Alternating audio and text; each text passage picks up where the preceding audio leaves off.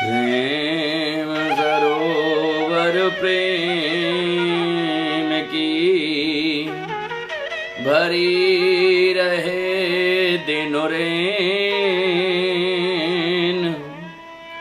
जहाँ जहाँ प्यारी पग धरे मेरो कृष्ण धरे दो नैन। वृंदावन बिहारी लाल की जय। बोलिए कृष्ण बलदेव की जय। राधा रानी सरकार की जय। बोल गिरिराज धरन की जय।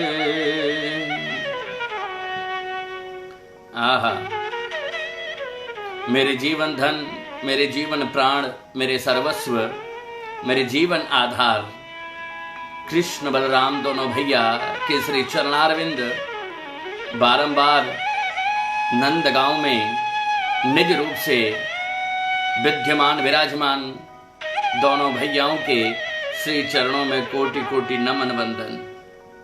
किशोरी राधा रानी के श्री चरणों में बारंबार प्रणाम। श्री गोवर्धन नाथ श्री गिरिराज जी के श्री चरणों में बारंबार ढोक दंडवत और कोटि कोटि नमन वंदन। आप सभी वैष्णव वृंदों को सादर जय श्री कृष्ण। आहा, वैष्णव, ये जो मानव जीवन है ये अतिशय दुर्लभ है। बहुत, अगर इस संसार में कुछ कठिन है तो कठिन है ये मानव देह प्राप्त होना। और इस मानव देह को प्राप्त करके के लोकाचारों में, व्यवहारों में, चिंताओं में, व्यसनों में, माया में इस प्रकार डूब जाता है कि वो मानव जीवन के उद्देश्य को ही भूल जाता है। और मानव जीवन के परम उद्देश्य को भूलना जीव के लिए अनिष्टकारी है, जीव के लिए बहुत कष्टकारी है, दुखप्रद है।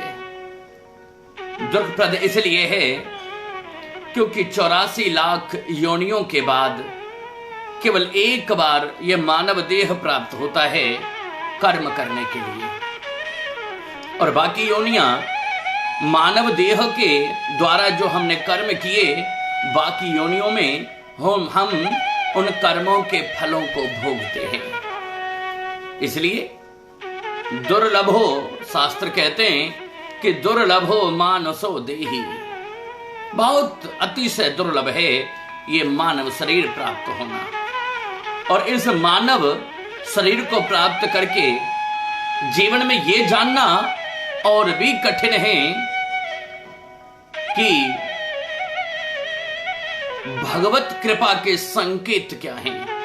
हमारे ऊपर ठाकुर जी की कृपा हो रही है, हम ठाकुर जी के सत्य मार्ग पर चल रहे हैं, ये जानना, ये समझना हमारे लिए और भी कठिन बन जाता है।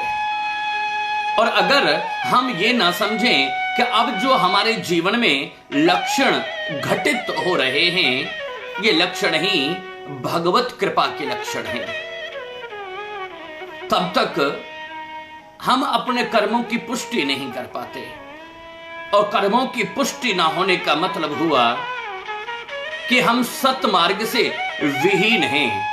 और सत्मार्ग से विहीन होने का मतलब मानव देह को प्राप्त करके इस मानव देह के द्वारा जो शुभ कर्म हमें संचित करने चाहिए हम उनसे भी विमुख हो रहे हैं। और शुभ कर्मों से विमुख व्यक्ति नरक की यातनाओं में निरंतर प्रतिपादित होता है, निरंतर नरक के गर्त में अपने आप को ढकेलता है। इसलिए ये जानना परम आवश्यक है कि क्या है भगवान की कृपा के संकेत। हमारी वैष्णव पद्धति के अनुसार तो इस संसार में जो भी कुछ होता है, अच्छा हो या बुरा हो, हम सब वैष्णव उसे भगवत कृपा ही समझते हैं, और समझना भी चाहिए, क्योंकि यही ठाकुर जी के जो दास हैं उनके शुभ बुद्धि के लक्षण बताए गए हैं। इस संसार में जो भी कुछ होता है सब इंसान के अपने कर्मों के प्रारब्ध के कारण उसे शुभ और अशुभ यातनाओं को भोगना होता है। इसलिए भी वैष्णव वृंद भक्त जन ऐसा मन में भाव रखते हैं कि इस संसार में जो भी कुछ हो रहा है सब कुछ भगवत कृपा से ही संभव है। लेकिन यहां पर हमारे आचार्य, हमारे गुरुजन बड़ी सुंदर वार्ता कहते हैं। एक चोर किसी के घर से चोरी कर ले, बहुत सारे धन की चोरी करी है, और चोरी करके जिसके घर में चोरी की, चोर उसी के पास आए और आकर के कहे कि भैया तुम्हारे घर में रखा हुआ सारा धन हमने चुरा लिया है, आप विलाप ना करो, ज्यादा चिंता ना करो, बस अपने मन में ऐसी धारणा करो कि ये सब कुछ भगवत कृपा से हुआ। तो हम लोग इसे भगवत कृपा नहीं कहते, इसे भगवत कृपा नहीं मानते। क्यों? क्योंकि ये कैसी विलक्षण सदर्शता है कि जिस चोर ने चोरी की वह चोर ही हमसे आकर के कहे कि इसे आप भगवत कृपा समझो, तो हमारे हृदय में उत्कंठाएं, हमारे मन में कष्ट, हमारे मन में प्रश्न जागृत हो जाते हैं। अर्थात एक तरफ तो हम कहते हैं सब कुछ भगवत कृपा से, और दूसरी तरफ हम भगवत कृपा के ऊपर प्रश्न चिन्ह लगा देते हैं। वैसे तो यह सच भी है कि जो भी कुछ होता है सब कुछ भगवत कृपा से ही होता है, और सभी वैष्णव जन इसे बड़े कैजुअल तरीके से अपने मन में ऐसी धारणा रखते हैं। नॉर्मली हम सभी बोल देते हैं सब कुछ भगवत कृपा है। गीता में भी, कुरुक्षेत्र में जब भगवान पार्थ अर्जुन को गीता का ज्ञान देते हैं तो उसमें भी यही कहते हैं कि हे पार्थ, तू तो मात्र एक निमित्त है, तेरे को तो मैंने एक निमित्त बनाया, वास्तव में ये युद्ध करना, ये युद्ध जीतना, इस युद्ध में मरना और इस युद्ध में विजयश्री को प्राप्त करना, ये सब कुछ मैं ही कर रहा हूं, सब कुछ मेरे करने से होता है। मैं केवल संसारी जीवों को अपने निमित्त मात्र बनाता हूं। संसार के लोग केवल निमित्त हैं मुझे मेरे कर्म को पूर्ण करने के लिए। भगवान स्वयं कुरुक्षेत्र में ये ज्ञान देते हैं, और ऐसा देखा गया है कि जो भी कुछ हो रहा है सब भगवत कृपा से है। ये एक कैजुअल स्टेटमेंट है। नॉर्मली ये आम सहमति से एक ऐसा संवाद जिसे प्रत्येक जीव कभी निराश होकर के कहता है, तो कभी फितरत की वशीभूत होकर के ऐसा बोलता है कि सब कुछ भगवत कृपा से है। लेकिन शास्त्र, हमारे विद्वान, हमारे आचार्य धर्म की धारणाओं को हमारे हृदय में जब धारण कराते हैं तो बड़ी सुंदर वार्ताओं का आदान प्रदान करते हैं। वे कहते हैं चोरी होना, शारीरिक कष्ट होना, मानसिक संताप होना, ये सब भगवत कृपा नहीं है। भगवत कृपा केवल एक है। ये कष्ट भोगना, ये दुखी होना, किसी प्रकार का दुख भोगना, ये हमारे कर्मों का प्रयोग है। ये हमारे कर्मों का, हमारे प्रारब्ध के कारण हमें दुख या सुख की प्राप्ति होती है। कभी शारीरिक कष्ट, कभी मानसिक संताप हमें हमारे कर्मों के कारण होता है।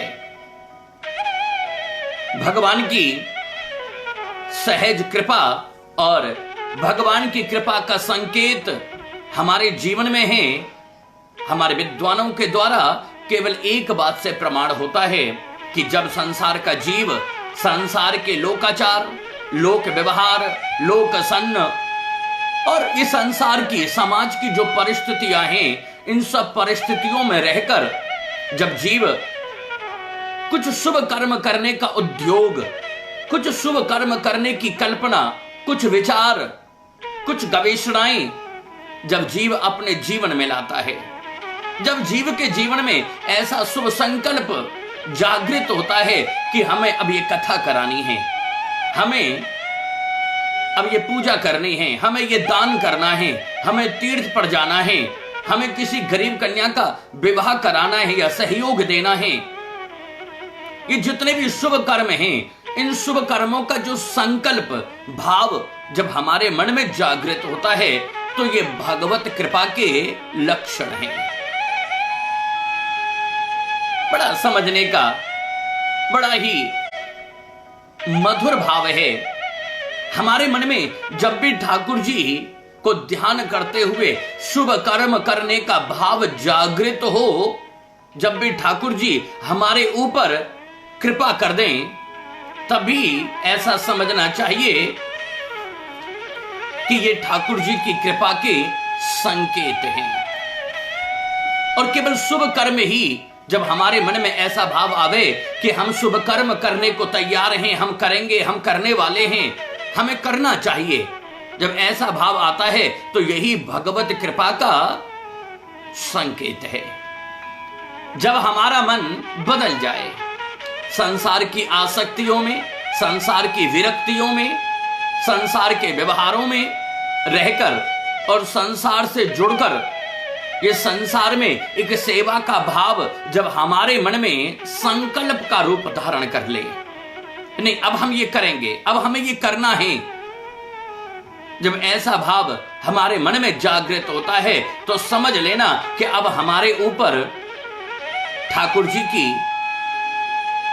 कृपा का संकेत है। ये कृपा होने वाली है, ये ठाकुर जी की कृपा से ही शुभ कर्म करने का संकल्प हमारे मन में जागृत हुआ और यहीं से भगवत कृपा का प्रथम संकेत हमें प्राप्त होता है। बस इस बात को हम समझ लें कि जो भी कभी दान करने का मन हमारे भाव में आए, कभी पुण्य करने का, कभी तीर्थ जाने का, गंगा स्नान, जमुना स्नान, ब्रज परिक्रमा, ब्रज में ठाकुर जी के दर्शन, जब इस तरह के भाव मन में जागृत हों तो समझ लेना यही ठाकुर जी की कृपा का संकेत है। ठाकुर जी की कृपा सहज रूप में उस जीव के ऊपर आरूढ़ हो जाती है जो इस तरह के शुभ भाव, शुभ कर्म की संकल्प की प्रेरणा जब अपने हृदय में धारण करता है तो समझ लेना कि ठाकुर जी की दिव्य अनुकंपा, दिव्य भक्ति का संचार और ठाकुर जी हैं अपने होने का प्रमाण हमें हमारे इस पंच भौतिक शरीर के द्वारा जाने अनजाने में इतने अशुभ, इतने निंदनीय कर्म करने के उपरांत भी अगर ठाकुर जी ये प्रमाण करते हैं, ये संकेत देते हैं कि हे जीव, ये संकेत, ये शुभ कर्म करने का भाव मैंने तुम्हारे मन में आरूढ़ किया है, अब इस भाव को तो संकल्प का रूप दे और संकल्प को उस कार्य, उस पुण्य कार्य को करने का सिद्धि प्रदान कर दे। और जिस दिन हम उस संकल्प को सिद्धि प्रदान कर देते हैं, अभी संकल्प हुआ था तो संकेत था, ठाकुर जी की कृपा का संकेत, और जब हमने उस संकल्प को पूर्ण कर दिया तो वह संकेत का भाव बदला और संकेत से परिवर्तित होकर के हमें सहज रूप से ठाकुर जी की दिव्य मनोहारी, दिव्य अलकावली और दिव्य मकराकृति कुंडलों से सुशोभित दिव्य अपने ललाट के ऊपर दिव्य चंदन लगा करके अपनी भ्रकुटी, अपनी मंद मंद मुस्कान के मध्य ठाकुर जी अपनी कृपा करने के लिए हमारे इस जीवन में, इस धराधाम पर आ चुके हैं।